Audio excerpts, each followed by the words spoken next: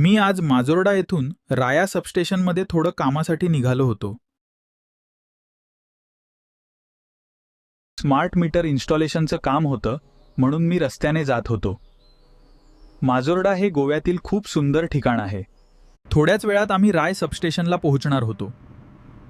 रस्त्यावरून जाताना आजूबाजूचा निसर्ग खूप सुंदर दिसत होता, पण उन्हामुळे अंगावर घामाच्या धारा वाहत होत्या. तरीही मनात एक वेगळीच उत्सुकता होती, कारण आज स्मार्ट मीटर इन्स्टॉलेशनचं काम करायचं होतं. राय सबस्टेशनमध्ये पोहोचलो. हे किती स्वच्छ आणि नीटनेटके आहे. होय, चला आपलं काम सुरू करूया.